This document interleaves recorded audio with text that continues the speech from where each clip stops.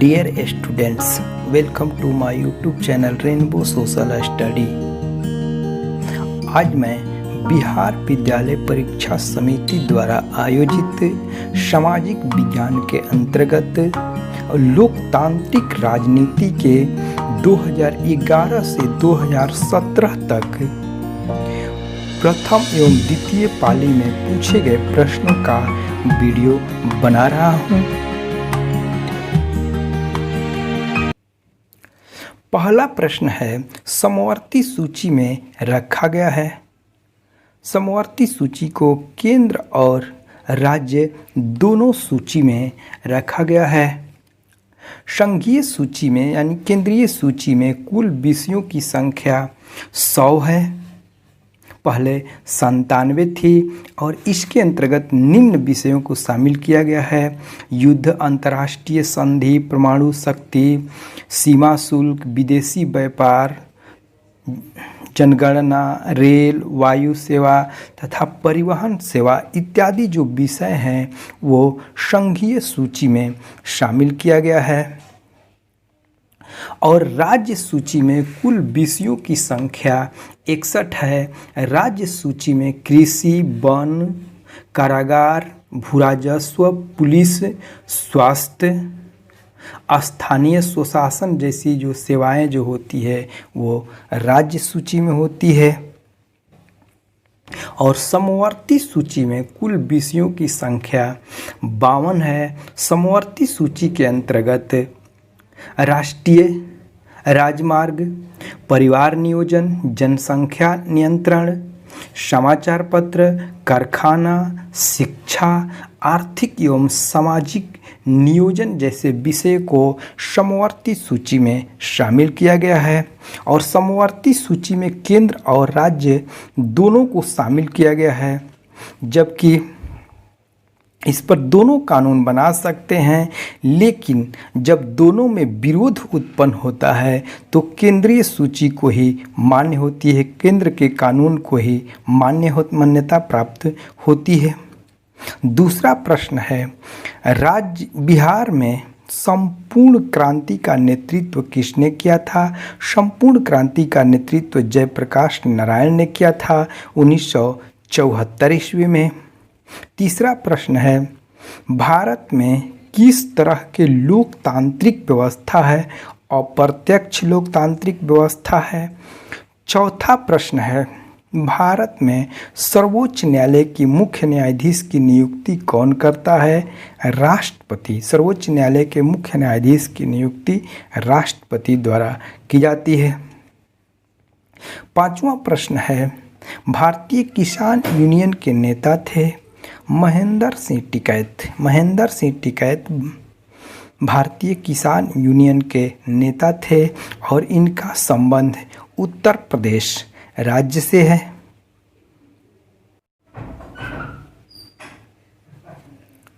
छठा प्रश्न है, लोकसभा में निर्वाचन हेतु कुल सीटों की संख्या है 543।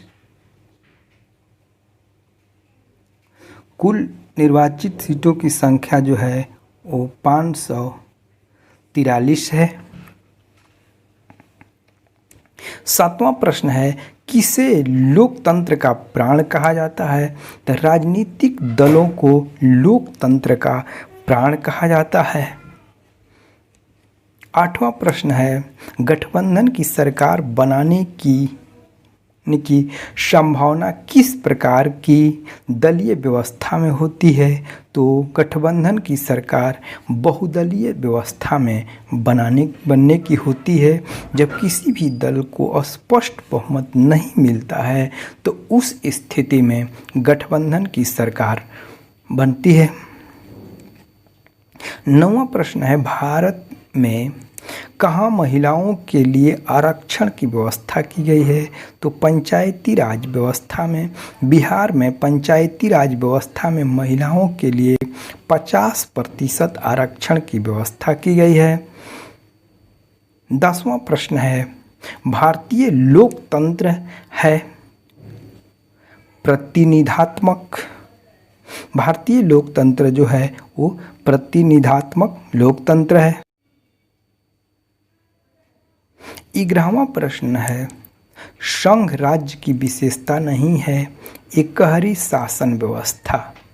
संघीय राज्य में एकहरी शासन व्यवस्था नहीं होती है बल्कि दोहरी शासन व्यवस्था होती है, इसलिए संघ राज्य की विशेषता नहीं है एकहरी शासन व्यवस्था। 12वां प्रश्न है, 15वीं लोकसभा से पूर्व लोकसभा में महिलाओं की भागीदारी थी 10%। 15वीं लोकसभा में महिलाओं की संख्या 59 थी जो 10% से कुछ अधिक है। 16वीं लोकसभा में महिलाओं की संख्या 61 थी जिसका प्रतिशत 11% है और 17वीं लोकसभा में महिलाओं की संख्या 78 है जो 14% से अधिक है। 13वां प्रश्न है, गठबंधन सरकार की पकड़ प्रशासन पर होती है ढीली। गठबंधन की सरकार में प्रशासन की पकड़ ढीली हो जाती है और किसी भी दल को वो पूर्ण रूप से नियंत्रण नहीं कर पाता है, इसलिए गठबंधन की सरकार में प्रशासन की पकड़ ढीली हो जाती है। लोकतंत्र जनता का जनता के द्वारा तथा जनता के लिए शासन है, यह किसका कथन है? तो यह इब्राहम लिंकन का कथन है और इब्राहम लिंकन अमेरिका के 16वां राष्ट्रपति थे जिन्होंने लोकतंत्र की परिभाषा दी है। 15वां प्रश्न है, बिहार में पंचायती राज व्यवस्था में महिलाओं के लिए कितनी सीटें आरक्षित है? तो 50% सीटें आरक्षित है। 16वां प्रश्न है, क्षेत्रवाद की भावना का एक कुपरिणाम है अलगाववाद। अलगाववाद जो है वो क्षेत्रवाद की भावना का एक कुपरिणाम है। जैसे महाराष्ट्र में बिहारियों को पीटा जाना एक क्षेत्रवाद की भावना का ही कुपरिणाम है।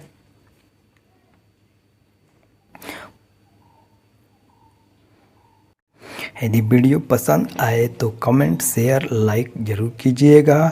यदि इस चैनल पर नए हैं तो इस चैनल को सब्सक्राइब कर लीजिए कि सामाजिक विज्ञान या इससे संबंधित सभी विषयों का वीडियो सबसे पहले आप तक पहुंच सके। तब तक के लिए धन्यवाद। पुनः मिलेंगे अगले वीडियो में।